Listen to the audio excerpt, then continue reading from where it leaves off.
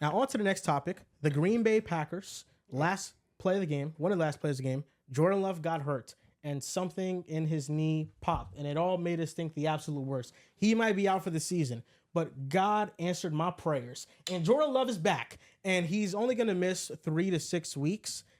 But Huge time frame. the way that Matt LaFleur is talking, he is talking like Jordan Love might come back earlier. I say week 5. Because this week he was asked about it. He said Malik Willis is going to be the starter, but if Jordan Love is good to go, he's going to get every single rep. And they are saying the Packers are optimistic that he will be back in 3 to 4 weeks. And if you look at the Packers' schedule, the next 3 to 4 games, it's a pretty light schedule, a schedule that I think they can maybe win 2 games if the rushing attack shows up and if this defense shows up.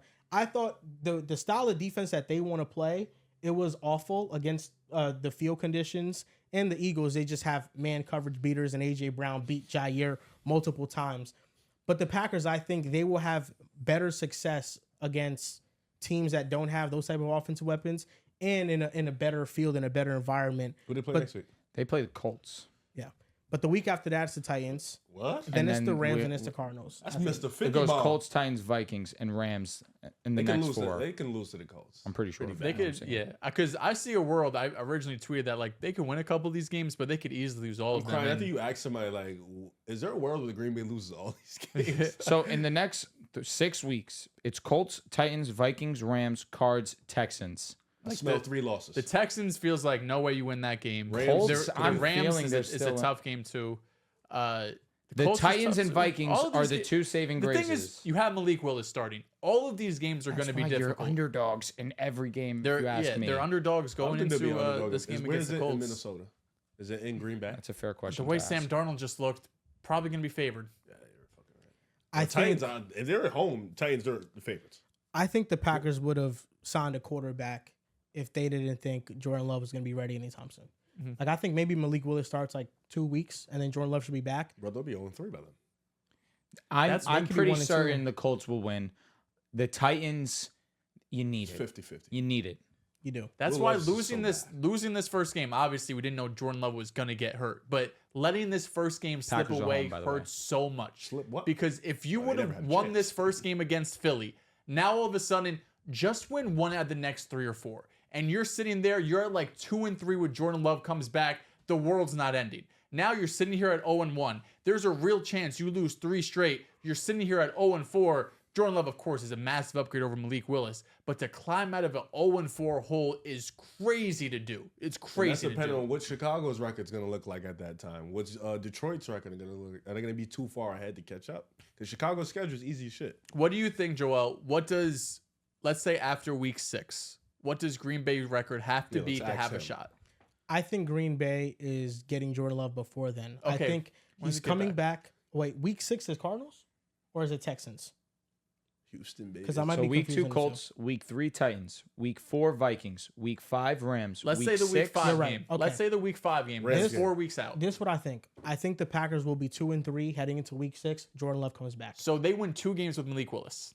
Yes. Who do they beat? No, Who do they beat? I'm so curious. I Who think they they beat Arizona, Uh-huh. and I Said think good luck with that. they beat the Titans. Well, those are the ones you want. Those are the ones you want. Titans in Arizona. They can lose to no, the Titans. it's not the ones you want. It's the ones you need. What if Arizona lights them the fuck up? The Cardinals very well can upset them. I'm just looking at Malik Willis's his game starting, right? He started 3 games in 2022. This game, week 7 against the Houston Texans, 6 completions on 10 attempts for 55 yards.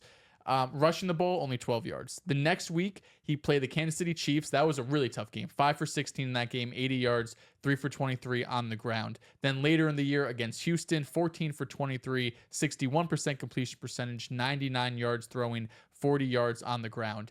He's done nothing. Like, he is probably one of the worst backups in the league. I know they trade for him last minute, but of course you can't expect injury. But this is why it's so valuable to have a serviceable backup. That's why the Jets went out and got Tyrod Taylor. That's why the Titans went out and got Mason Rudolph, because if that quarterback goes down and you had, say, for example, Tyrod was there, all of a sudden You can shit, win all these games. You can win 2 games. Maybe you can win 3 games, but you're going to go into that matchup and shit. You're going up against Sam Darnold. You're by far and away have the worst What do quarterback. you think? How do you think Malik's going to perform in these games? I think we got to give him some leeway for Tennessee. I mean, Tennessee was an awful situation, Right. especially at that time. They didn't have any receivers at all. Derrick Henry was still there, but they had no receivers.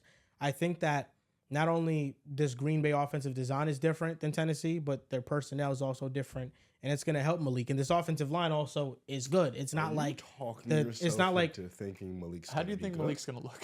no. It's I'm talking to Really myself packed into believing in the situation around Malik to where he doesn't have to do what he had to do in Tennessee.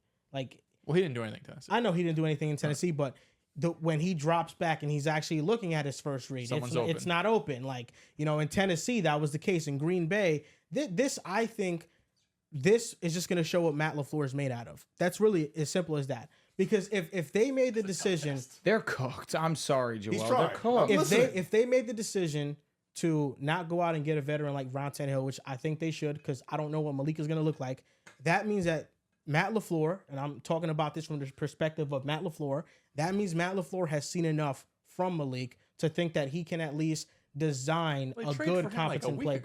They just got him. I know, but I'm saying, they traded for him for a reason. So even whatever, believing in his traits and what he could do, a throw or two, a big time throw or two off a play action, whatever. This is going to showcase what Matt LaFleur is made out of winning some of these games because they have to stay afloat without Jordan. You never kind of answered my question though. How do I think Malik's going to look? Yeah. I think he's going to look average. Okay. An Average for a back. Average for a starter. Average for a backup. Average for a Average, not a starter. Average for a backup. Damn, that's like really low. That's like the 70th, 60th. I mean, we didn't think that Jake Browning was going to look like anything with the Bengals. He's better than Joe. Well, after the first game, you thought that It's just the Malik Willis we've seen. Again, this was 2 years ago. This was his rookie year, I believe. horrendous. He was really bad.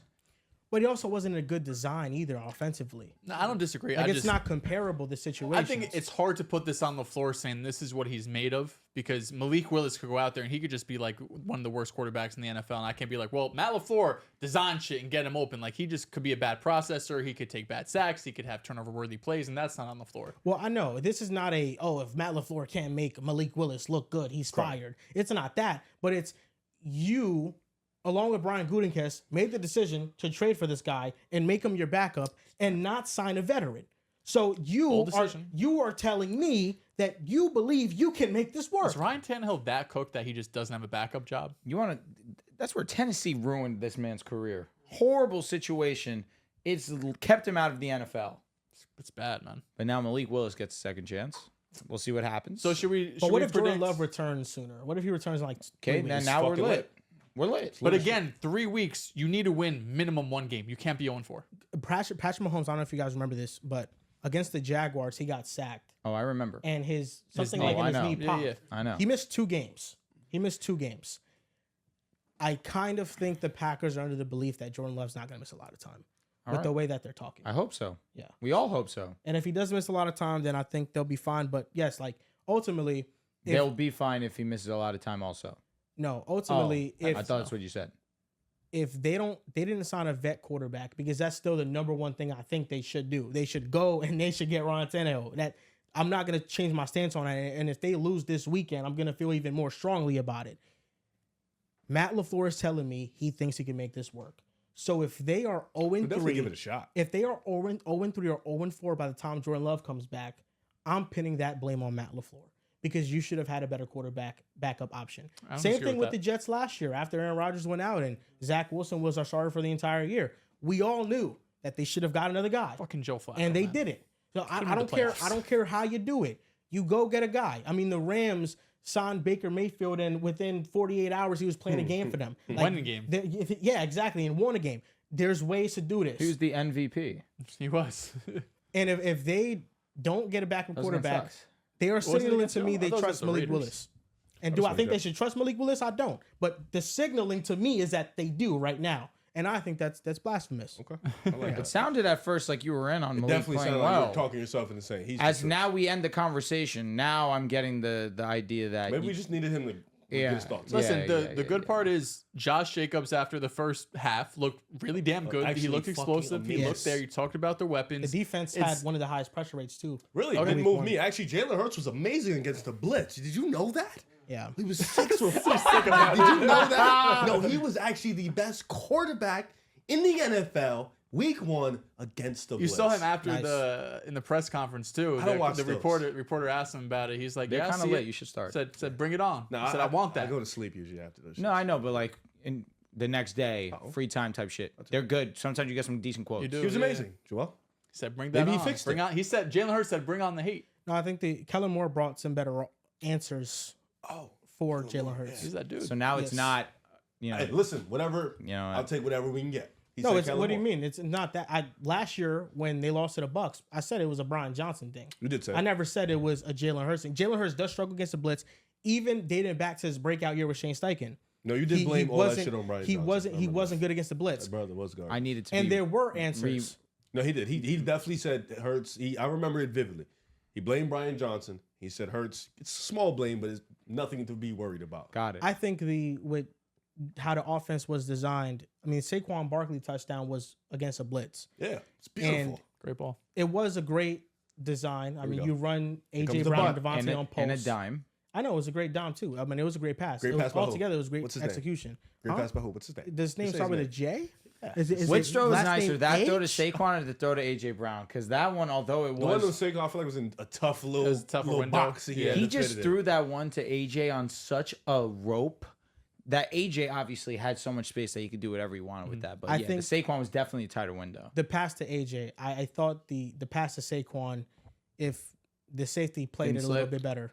Xavier McKinney was in the area, and I feel like if he played the ball a little better, he could have maybe batted it Grandmother down. had balls. But that throw to AJ was perfect. I thought they were both great throws, but Yeah. yes, like the design of that play amazing. was good. But I thought the best answer against the blitz, like just where your hot is, was the first down he had to AJ Brown, where AJ Brown like broke a tackle Yeah, and yeah. then went upfield. That was like a little know, hitch on the left side. Yeah, that Yeah. was, you have somebody near the area that you can go to immediately. And I think that's what this offense has that's different.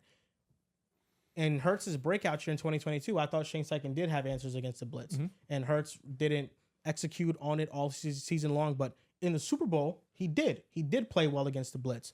But it's just if he can do it consistently. And if he can not be so quick to get out No, he be trolling. pockets. But we got, Yeah, we he got still did Atlanta. that a little bit too much. We got even Atlanta still, coming out, but- man. He did one play. He had one play. He broke out. He broke tackles. He got the first Yeah, down. no, that was He a sick big- to your stomach. Yeah. I'm not high on Malik Willis.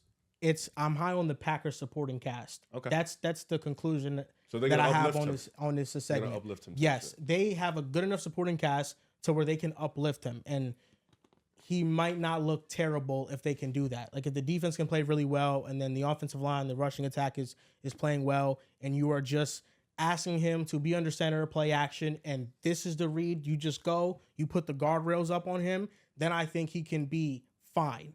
But you don't ask him to do nothing more than that. It's just it's the supporting cast around the Packers that I believe in to make the most out of what Malik Willis' skill set is.